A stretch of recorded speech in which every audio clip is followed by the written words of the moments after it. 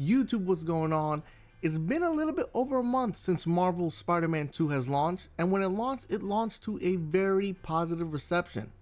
Even though the main story feels complete, the game leaves some threads open that could be explored in future DLC.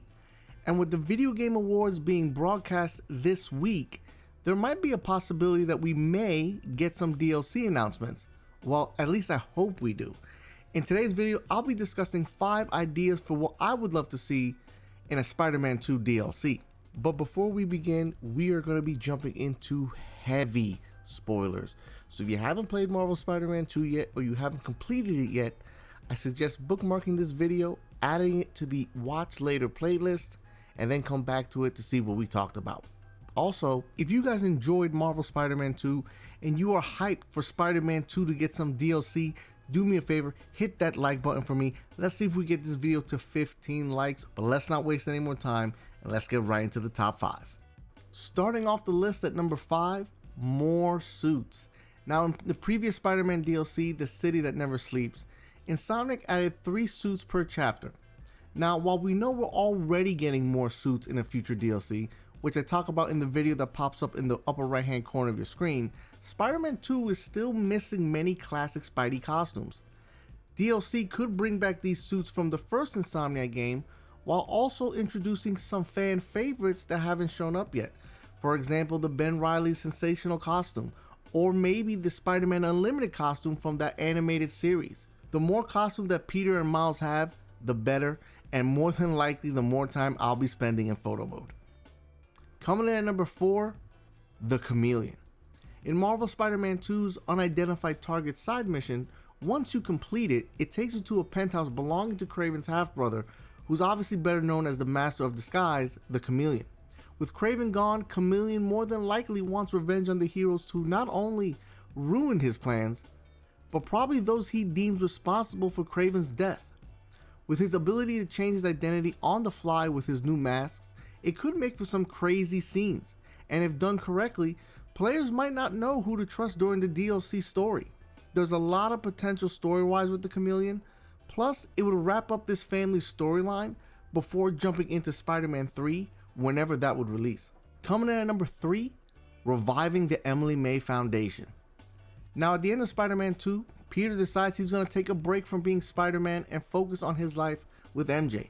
It'd be great to see him spending time advancing the Emily May Foundation's work alongside MJ in their garage.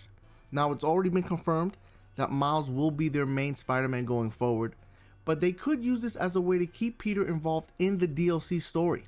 Maybe using the equipment that he has from the Foundation, allowing him to assist Miles from afar. This could show Peter's heroism outside of the mask, while also developing his relationship with Mary Jane, but more importantly keeping the dream he and Harry had alive. Coming in at number 2, the setup for the Green Goblin. Now at the end of Spider-Man 2, Norman Osborn's descent into the Green Goblin has just started. It seemed destined that Harry would be the catalyst for Norman's descent into madness. Now while I think that the full Goblin arc should take place in the eventual Spider-Man 3 game, DLC chapters could show the start of Norman's villainous transformation after this trauma that he's just experienced. Maybe show him experimenting with the G serum. Maybe have him hiring someone to do some recon on the Spider-Man to see what kind of information they can find out. Like I said, it doesn't have to be anything crazy. It could be as simple as a side villain who gets added to the DLC who is secretly working with Norman, and that probably wouldn't be revealed to the end of that DLC story. Like I said, the meat and potatoes of Norman's transformation should be in the eventual Spider-Man 3 game, but it shouldn't be out of the realm of possibilities that we could progress his story just a little bit through DLC.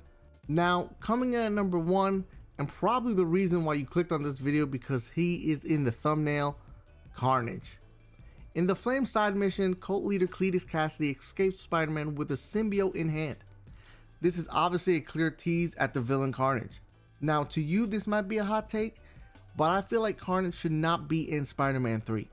I think with a DLC or maybe even an expansion that takes place in between Spider-Man 2 and 3, then Insomniac should wrap up this symbiote storyline, at least when it pertains to Peter and Miles.